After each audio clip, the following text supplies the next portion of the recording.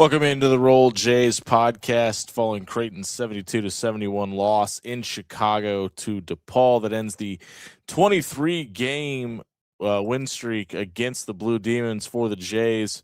Obviously, this has been a season of first for a lot of things for a lot of the wrong reasons. Creighton assistant coach Derek Kellogg is going to join us in the Sonovation Coach's Corner tonight. We are brought to you by Pyramid Contractors and Pepper Jack's Grill. Obviously, noticeably absent is Casey Matthews. He's currently in Mexico for some work, and he's not going to be able to join us tonight. So unfortunately, he will not be here. But as I mentioned, Creighton assistant coach Derek Kellogg will join us. And I know there was a lot of positives to take away from this game, and there's a lot of negatives, and we're going to get into both of those things. But I don't think it can be understated how much the loss of a true five or just not having that true rim protector for this team, how much that has affected this team. When you look at the first half, I mean, 30 points in the paint is a lot for an entire game, and Creighton gave up 30 points in the first half down low. They just didn't have an answer for NJ Benson on either side of the court tonight. I mean, he finishes with 23 points. He was 10 of 11 from the field, and I mean, he was really the catalyst for this entire game. And DePaul just really did whatever they wanted to do in and out of the elbow tonight, 46 points. So Creighton obviously slowing down the bleeding a little bit in the second half. And Austin Swartz had his own 10-0 run. There was a lot of things that were going well, but we talked about this at the half against Seton Hall. We talked about it at the end against Seton Hall. It's something that's become a trend, and I'm interested to get Derek Kellogg's thoughts on this. Another game, two halves. I believe it was just 3 points scored in the last minute and a half for the Jays. In the first half, they don't score a single point in the last 2:36. It's not like they didn't score a field goal. They didn't make a single basket of any kind in almost the last 3 minutes. And you also have the conversation about, Fedor Zugic in certain games when the light goes on. He's spectacular at the end, but can't contribute during certain portions of the inner eights. And then for whatever reason, this team at the last four of halves, and obviously that's when defense gets ramped up more so than any point in the game, seems to kind of seize up or get stuck in neutral or just not really be able to get out of their own way and find a way to score the basket. And maybe it boils down to leadership. I know it's a conversation we continue to have about, who is the leader of this team, who's going to get the call when the shot needs to be made. And yes, they're beat up. Like Josh Dix in this game, he's been dealing with a hand injury. He had to go over to halfway through the first half and work with Ben McNair and have his hand looked at. He's obviously dealing with all of the personal issues with losing his mother. I mean, Jackson McAndrews obviously out for the season.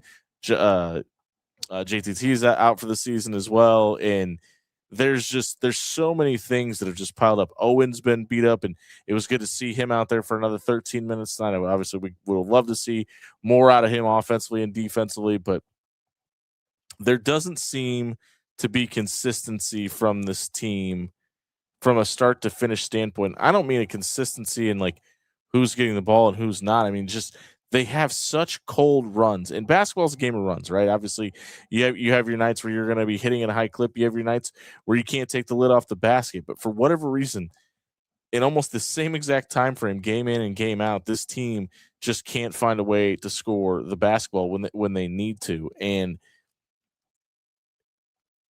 it feels like a lack of identity is is the reason why. I mean, for so long, that flip up lob to the rim with a Ryan Kalkbrenner or a Christian Bishop or a Martin Crumple. I mean, you go down a Fred King to some degree. Like you go down the list, and that vertical threat was such a viable option for this offense that the guards and the forwards, if they got stuck in a situation, you could just kind of lob it up there and you're going to have somebody to go make that play. The Creighton just doesn't have anybody that can play above the rim. Now, the caveat to that is you do have a guy in Jason Green who is a very undersized five, and that's completely overstated a horse that's been beat to death by this point in the season that has the ability to shoot the three. Isaac Trout, who's been playing the five, has the ability to shoot the three. And it seems like when Creighton is scoring at the highest level this season, it's when your pick and pop 5 guys are able to contribute from outside. Now, they had a really good run at the start of this game.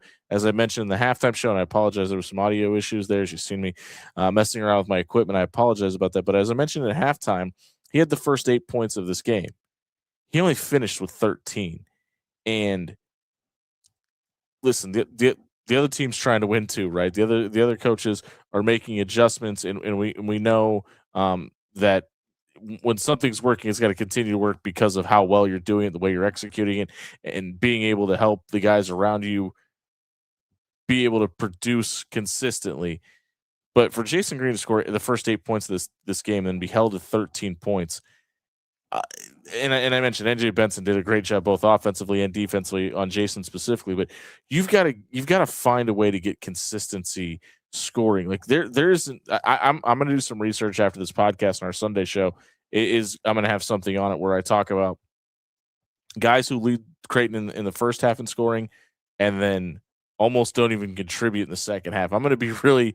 I'm not going to be surprised because I think it's going to be a really high number. But I just really feel like this team has struggled to find rhythm consistently from one guy, and they try to fill in production on other nights because they don't really understand where the offense needs to run through. Now, as I mentioned, the injuries piling up have a ton to do with that. The lack of leadership in this locker room has a ton to do with that. I think Josh Dix has kind of established himself as the guy, but he's obviously a much better defender than he is a scorer. He's still a really, really good scorer. I just think his hay is made on the defensive side of the ball. But I think if you I was gonna say if you lined up 10 Jays fans, but I think if you lined up 10 Creighton assistant coaches and asked them who's going to get the last shot of the game, you might get 10 different answers. You really like what you've seen out of Hudson Greer, but he's a freshman and he gives you shots of energy when he comes into the game. Obviously, Nick Graves has had massive nights, but then tonight he goes 1 of 7 from the field. Austin Swartz, you didn't even think he was going to be readily available tonight. He ends up playing for 24 minutes and going off for 15 points. And as I mentioned, had his own 10-0 run in the second half and was thought to be the focal point of the offense for the mid-stretch of the successful portion of this season. Isaac Trout, the last time out, couldn't miss a shot. Tonight he goes 1 of 7 from the, or excuse me, he goes 0 for 0, doesn't even take a shot. Nick Graves, as I mentioned, goes 1 for 7. Josh Dix was 5 of 10 and had a fantastic evening. Blake Harper has been thrusted into the starting lineup, and I think it was to give an offensive spark because of what you saw from him at the beginning of the season. But he looks like he's swimming at times. The fact of the matter is Creighton's one game above 500 in February, and we're still asking a lot of the same questions we were asking in the preseason. Obviously, we'll get Creighton assistant coach Derek Kellogg's thoughts as he lost out in Chicago. There seems to be this period at the end of games where this offense kind of gets stuck in neutral. Can you talk a little bit about what you guys are seeing at the end of games and why baskets aren't really a premium towards the end of the game? Yeah, I mean, obviously we didn't get a couple of shots we were looking for. We pushed at the end there, so they couldn't set the defense, and that they did a good job of building a wall on Nick there. And we had a couple of mismatches that we were trying to take advantage of. They switched the 5 on Austin one time. I think he was on Nick one other time, and they didn't really we didn't get kind of some of the movements that we were looking for, and we've worked on obviously throughout the season those late game situations, which we have had some success, and then definitely in the Seton Hall, Georgetown, Xavier, games of that nature. But I thought tonight, I don't know if it was really the offense as much. I thought we missed a free throw block out one time there, and then kind of that last play where they threw the layup, and I thought those were 2 key, obviously, plays in the game that if we just get that stop and get the free throw block out, we end up without a perfect defense down the stretch, end up winning the game. We at the end of the game, Josh tried calling for the timeout. I thought it was pretty apparent. Did you guys get an explanation as to why that wasn't awarded to him?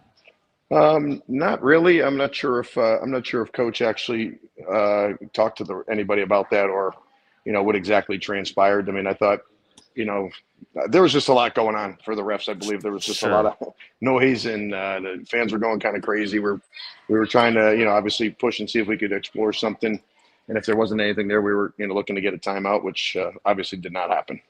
You mentioned the five. NJ Benson had a massive night in the paint. What was the difficulty of stopping it? Obviously, Jason is playing undersized at the five, and that's well known. Was there any other reason that you guys were having a difficult time keeping guys out of the paint tonight? 48 points in the paint for them. Nah, well, I think we actually were trapping down on him some early in the game, and he was making some nice passes, and they took advantage of that. So we decided to try to play him head up some. And obviously he took advantage of that, but a lot of them came off offensive rebounds and kind of a few broken plays there early in the game. If you remember, loose ball that went out of bounds, they threw it him, he got a dunk. Then there was a half court kind of lob pass that we didn't come up with the turnover. So some of them were broken plays, quite a few offensive rebounds. And then, I thought just physically he was a little bigger and more physical than us down on the blocks. I thought Owen did a pretty good job at times coming in and banging with him, plus 18 in 13 minutes tonight, which was a nice boost from him. But all in all, all in all, it's a road game.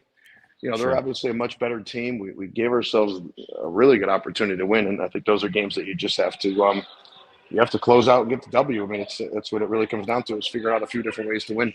You mentioned Owen. It feels like he's clearly moving much better and having a little more success getting lateral. What have you guys seen out of him that gives you guys hope for his availability down the stretch here? Yeah, I think what you just mentioned. I mean, his energy and his ability to move seem much better than it has most of the year. He's kind of hung with it and stayed in there through a lot of adversity, both on and off the court. Mm-hmm. And so hopefully he can give us some size in the paint. I mean, obviously Jason at times is playing guys that are 40, 50 pounds bigger than him, and we're trying to do some things to help him on the defensive end. And he's taking advantage of it on offense, which is a boost. But, you do need in the Big East, you do need some physicality down low. And at times we could use, one more guy with some size and beef down there. Austin had a 10-0 run of his own tonight. He finishes with 15 points. There was debate whether he was going to be available tonight or not. I mean, how did he respond to the injury throughout the last couple of days? And does it seem like he's going to be pretty much readily available after this? Yeah, I guess so. I mean, we've taken it slow just because, he was having some pain there in the ankle and maybe down into his Achilles. I'm not quite positive exactly what it was and where it was at. But he tried to move on it a few times over the last week and wasn't moving great. And with injuries in those areas, you want to make sure you're cautious. And the only really thing you can go on is how he feels. And, before the game, he said he felt about 85, 90%. And then it looked like, obviously, by the time he started moving around, it was 95 to maybe 100. And I think with some treatment tonight and tomorrow, he should be all set, good to go. The talking heads of the world and less important people like myself and Casey Matthews have been talking so much of the offseason about the change from drop coverage to hard hedging defensively and what that would look like for this team. And I'm sure you guys are sick of hearing about it. But other than that, I mean, it's really hard to not dance with the girl that brought you to the dance. But with this offense, what has changed from what we've seen previously from the staff? And how have you guys dealt with the changes to the way you're running the offense with the new pieces this season? Well, I mean, every season brings different challenges and different personnel, obviously. I think, losing some of the players we lost and trying to have guys mimic and kind of mirror what they were doing is a lot to ask for. So sure. We've tried to tinker with it a bunch throughout the year, have Jason initiate some offense as the 5-man, just because he can handle the basketball, make some plays. We're still trying to get some guys that can break guys down one-on-one to kind of pull some triggers on the offensive end of the floor. And then obviously watching the game, you can see we don't get as much kind of rim lob threats, because it's really just the size of the physicality of the players. So we're trying to drum up some offense in different ways. Obviously, you mentioned the drop coverage. We're kind of for us, we're trying to double the ball a little bit more, get some pace into the game so that our offense has a little more room to operate. And honestly, I thought other than 3 or 4 mistakes, and when I call mistakes, just maybe we haven't done it, for a full season or half a season, kind of one of those things where we're getting better on as it goes. We did a pretty good job of creating turnovers, of creating pace tonight. But there was 1 or 2 in the guts of it where, we were a little late on a rotation or a guy wasn't comfortable in his exact rotation on those, and we did give up 1 3 that I thought was a big 3. The gun hit it at one point. Yeah, and it came off an assist, and DePaul tonight hits 28 shots on 20 assists, and you're playing a team at home and they're moving the ball that successfully. It's really hard to slow down an offense like that. But you guys did. I mean, there was times that you guys were able to shut them down and cause some turnovers of your own. When you're having that level of success, it gets really easy to coach after a loss when you're doing things like that correctly, right? I guess. I mean, it's always nicer to coach after a win. I mean, listen, we've been the margin for error on our team is not quite what it's all been the last couple of years. Obviously, the last 3 years where we've been in many more close kind of nail-biting games, whether it's at Seton Hall at home, Georgetown, Xavier tonight. So that's six or seven out of the just about half of the games we've played in conference. We had a couple blowout wins. We've got thumped a few times ourselves. So it's one of those ones where I think we just need to keep concentrating on late game scenarios, which I think we've done a pretty good job of being able to win some of these games. I thought we executed some pretty good stuff tonight and missed a couple assignments that were, in these in tight margin games, one or two plays obviously throughout the course can get you. And we had a couple tonight that got us, and they made a few plays and we didn't.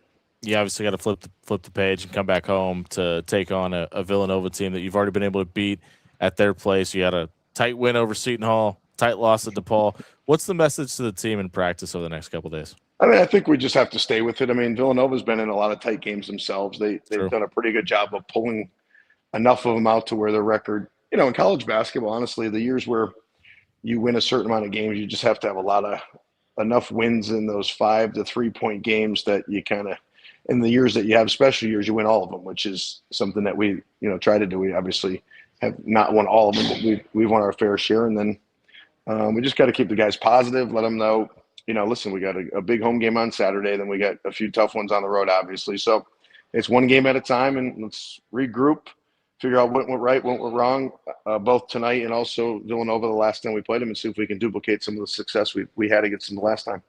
All right, Coach. Safe travels. We appreciate your time. All right. Great assistant coach Derek Kellogg join us here on the Roll Jays podcast, brought to you by Sinovation, Omaha, Pepper Jack's Grill, and Pyramid Contractors. I mean, there's not a lot to unpack in this game, and I appreciate DK trying to do his best to give some viable answers there. I mean, they played well. I know nobody wants to hear that after a loss to a team. You've got 23 consecutive wins, but I mean, they just ran out of gas at the end, and there's not a lot of games that you're going to win in a close-knit situation where you can go 0 for in the last 2.5 minutes. It's this team is so beat up, and I'm not here to make excuses for anybody or say they shouldn't have won this game. I feel like they should have won this game. I felt like there was also the possession at the end of the game where Brandon Macklin got the timeout call, but it looked like he stepped out of bounds. And again, I'm not here to blame the officials. I know I brought up the situation with Josh Dix just because I was curious if they had gotten a reason why that timeout wasn't honored. And honestly, I mean, I feel like they should have went back and reviewed that. I don't know if that's something that Mac could have clamored for more or you even could have reviewed, but they definitely had a timeout called with they being Creighton had a timeout called with 3 seconds left on the clock, and it would. I don't know if it would change the outcome of this game, but I think it would have changed the outcome of the possession and would have gave Mac the ability to draw up, maybe a different play or a better set. I mean, we saw what happened when you gave Nick Graves a little extra time at the end of the Seton Hall game. They're trying to find a little bit of that extra magic as well, but it's a tough night. It's a tough night to be a Blue Jay fan. I mean, this is obviously not your older brother's DePaul team. Chris Holtmann has done a fantastic job out there in Chicago of making that team not necessarily the doormat of the conference anymore, and they've clearly got a long, long way to go as well. But there's always a fix at the end of the tunnel, and this one is got a chance to happen on Saturday with Villanova coming to town and getting a quad 1 win, and you're still playing for seeding in the Big East tournament. So we'll have more coverage for you. Our weekly show will drop on Monday, and then we'll obviously be back at halftime of the Villanova game. Casey Matthews will be back with me, and we'll be back after the game as well with more post-game coverage following Creighton hosting Villanova on the weekend. I've been Jimmie Allen. This has been the Roll Jays podcast, brought to you by Pepper Jack's Grill, Pyramid Contractors, and Sinovation. Thanks for watching. Go Jays. We'll see you next time. Why you need to try Pepper Jack's Grill, the best Philly cheesesteak in America. At Pepper Jack's Grill, we craft your Philly just the way you like it. Fresh ingredients, sizzling on the grill, and endless customization options. Not just Phillies, we've got rice bowls, burritos, nachos, and even vegetarian choices. And don't forget those crispy fries with our famous spicy ranch. With 10 great locations in Omaha, there's a delicious meal waiting for everyone in the family. Pepper Jack's Grill, your Philly, your way. At Pyramid Contractors, we do it all. From repairing or replacing your roof to updating siding, windows, or gutters. When you have a home improvement project, call Pyramid Contractors. Pyramid Roof.